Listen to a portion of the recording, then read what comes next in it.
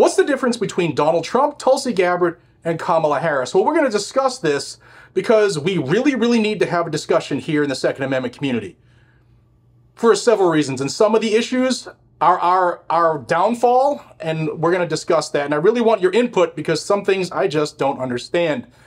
It's amazing, guys and gals. But if you love the Second Amendment and you think that it will keep us free, then subscribe to the channel down below, like the video. Let's jump right into it. Here in the freedom community, we really despise cancel culture, right? We can't stand it.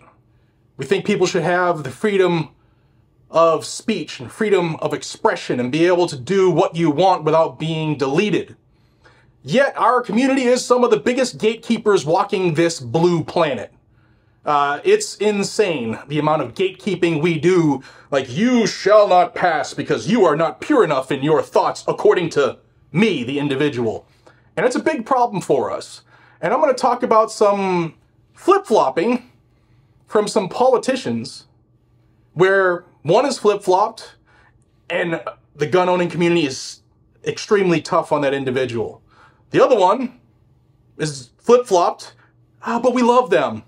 The other one is just evil in and of theirself. So I'm going to jump into it. First, I want to thank the sponsor of the video. It's Lear Capital. I really want to share some exciting news with all of you. You know I work with Lear Capital. I have been for a long time because they're a trusted name in the world of precious metals and investing. Well, just recently, Kevin McDermott, the founder of Lear, assisted the FBI in a nationwide gold theft ring by providing key information to law enforcement that helped save customers millions of dollars. I chose Lear to help educate my viewers about the strategic need to own gold. And it protects me and you and our families against the enormous financial challenges that we face, not only today, but likely will for years to come. Lear's taught me that hope isn't a financial strategy. I used to be that way. But gold is a strategy. So if you want to own gold and or silver, I recommend you call the good people at Lear Capital, 1-800-260-5075 or leargg.com. Ask them the tough questions. They have free information for you. They're easy to speak with, and there's no pressure to buy. And you can also click the link down below in the description and watch the FAQ video that I recorded with Kevin. He answered some questions that some of my own viewers sent to me regularly. If you haven't seen it, I recommend you watch. It's right down below. Call them, 1-800-260-5075, or head over to leargg.com. Click below, watch that FAQ video. And a big thank you to Lear Capital for standing by this channel, regardless of what I say. They're on our side. All right. I got some notes because there's a lot of things running through this mind on this topic, and I wanted to stay somewhat on topic. So you'll have to forgive me for looking down, but I want to say the things that I wrote down and not miss any of them because I think it's worthy of your input. First of all, last night, Donald Trump did a press conference from Mar-a-Lago where he was asked, hey, look, you just got shot with an AR-15. Does this change your stance on guns? Check it out with his own words. Did the fact that somebody used an AR-15 gun at all change your impression of people's access to that weapon? No, I didn't. Look, if you take away guns, she wants to take away everyone's gun. If you take away guns, can't do it because people need the guns for protection. Now, entertainment, they want it, hunting, they want, different things. But they need weapons for protection in this country. People live out in the woods and they're not going to have a gun. If you look at some countries, I don't want to get them in trouble, but some countries have actually gone the opposite way. They had very strong gun laws, and now they have gone the opposite way, where they allowed people to have guns, where in one case they encouraged people to go out and get guns, and crime is down 29%. And remember this, what is the toughest gun law in the United States? Chicago. On July 4th, 117 people were shot and 17 died. The toughest gun laws in the United States are in the city of Chicago. You know that. They had 117 people shot. Afghanistan does not have that. All right, so that's a lot different than things he had said in the past. A lot different. Yeah, maybe he's not saying things the way we would prefer him to have it in our gatekeeping community, but he's come to the other side of the things he used to say. Now, I'll say, I'm not going to take any credit for this, but I have gone numerous times to friends that we have in common, to people who work on the campaign, and to people who do business with family members of the Trumps. And I have said, look, he has screwed up. And there are a lot of people that will hold that against him. Address it. Address the problem if he has, in fact, changed his mind. Because I have been told by people who know him personally that he realizes that what he did was wrong. A lot of people were leading him astray as far as the permanent Washington elites who hate us and want our guns stripped. And he was also illy advised by the NRA, who has kind of been in favor of every gun control legislation that's ever come down the pike. And I hear behind the scenes that, you know, he says things are different. Well, here's the first time he's actually said something about it. And then he also said this. It's not going to change because it's really ultimately not about her as much as about her policies. She wants open borders. She wants to defund the police. She wants to defund the police. She wants to take away your guns. Anybody that thinks they're not going to come after your guns, you know, when I was president, I totally protected the guns. And I think it's very important. And I know I take some heat sometimes for it, but you have to have safety. You have to have, when the bad guy walks in with a gun, you got to have some way of protecting yourself. And boy, that would be, you would see crime go up at levels that you've never seen. When people say on this side of the house, this house has guns, we will use the guns, they say, let's pass, we'll go someplace else. You have to have them. And for 4 years, and you know, as you know, the NRA endorsed me very powerfully every time I ran, every time. My sons are members, and I guess indirectly I'm a member too. But they gave me the strongest of endorsements, and that's against very strong competition. People that, you know, felt the same way. No, you have to have that right. Our Second Amendment is a very important right, and it has to be protected. So again, in our gatekeeping community, we want him to say something different. We want him to do a total flip and say, you know, mow them all down. You get what I'm saying. Maybe he needs to stop saying that, you know, NRA supports me, because that's worth about as much as this crinkled piece of paper. Was he the best on guns? No, he was not. I've done many a video criticizing him. Again, let me go back to, we'll come back to Donald Trump. Tulsi Gabbard. Tulsi Gabbard, America seems to love her now. And I've done many a video on this channel being critical of her. And a majority of the comments were, hey man, she's come over to our side, dude, and she's saying the right things. And did you see what she said here with Joe Rogan? Did you see what she said here? Yeah, dude, I've watched all of those. But you know what she hasn't addressed? Her actual voting record as a member of Congress, voting against the Constitution, specifically the Second Amendment.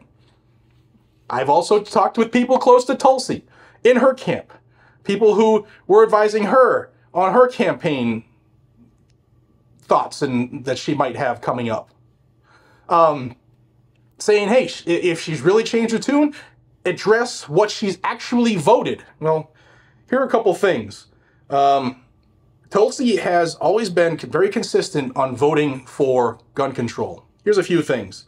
She's called for an assault weapon ban repeatedly.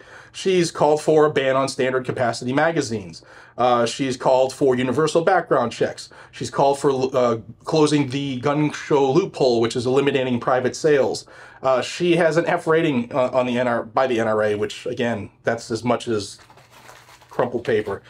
She has a 0% rating from the Hawaii Rifle Association, and she has a 100% rating on the anti-gun Brady Group. Here's how she voted in Congress. Just a few things. She voted yes on the Enhanced Background Checks Act of 2019. She voted yes on the Bipartisan Background Checks Act of 2019. She voted no on the Concealed Carry Reciprocity Act of 2017, which would have had states recognize other states' permits for concealed carry.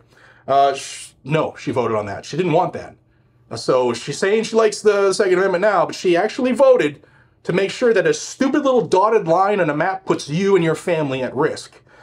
She also voted no on prohibiting Washington, D.C., the district, from passing more gun control in 2014. So those are just a few of the things that she's actually voted on as a sitting member of Congress to violate the Second Amendment, okay? But we love her now, right?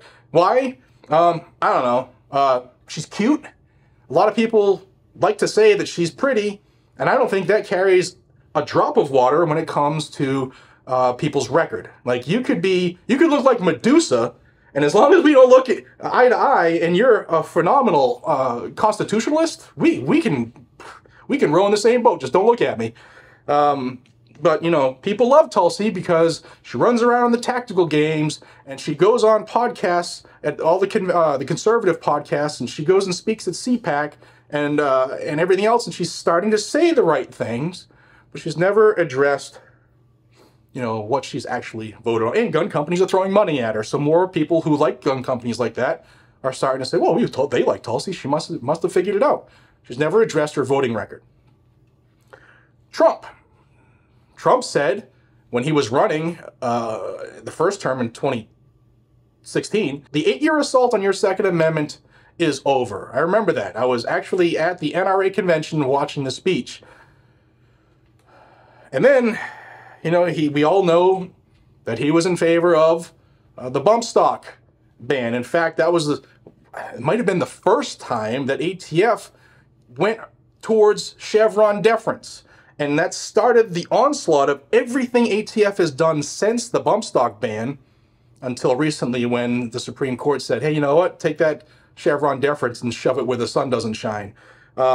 He also said, you know, he pushed for red flags, and he said he wasn't a fan of silencers. And you know what? You'll have to forgive me because I'm getting excited. Don't give me that 4D chess bullshit. That, you know, 8 years ago, Trump knew that if he was behind this, then magically the makeup of the Supreme Court would all of a sudden, like, vote that in this to get rid of it. It was all part of the plan. It's just, dudes, ladies, if you buy that, if you think that, I got a couple bridges for sale, and you'll do really well with that investment. And he infamously said, you know, take the guns first and go through the due process second, right? Probably the worst thing he's ever said in my world of what I do professionally, okay? Now, I do have some inside info. Like I said earlier, there were a lot of people advising him, including the NRA, that that's what he should do. And I think some people have said that he knew that that was wrong. So we'll see. But I'd like to have him address it a little more than he just did. He's starting to say it better. Last night was really the first time he's ever said something like that and pushed back against what he's said before. But I think he needs to say it better. Now, don't forget that Kamala Harris has told us exactly what she will do if she is ever elected president. Upon being elected, I will give the United States Congress 100 days to get their act together and have the courage to pass reasonable gun safety laws. And if they fail to do it, then I will take executive action. And specifically what I will do is put in place a requirement that for anyone who sells more than 5 guns a year, they are required to do background checks when they sell those guns. I will require that for any gun dealer that breaks the law, the ATF take their license. And by the way, ATF, alcohol, tobacco, and firearms. Well, the ATF has been doing a lot of the A and the T, but not much of the F. And we need to fix that. They took fugitives off the list of prohibited people. I'd put them back on the list, meaning that fugitives from justice should not be able to purchase a handgun or any kind of weapon. So that's what I'd do. So, what do I want from you in the comments? I want to know what do you think you're going to do in this election? Are you even going to vote?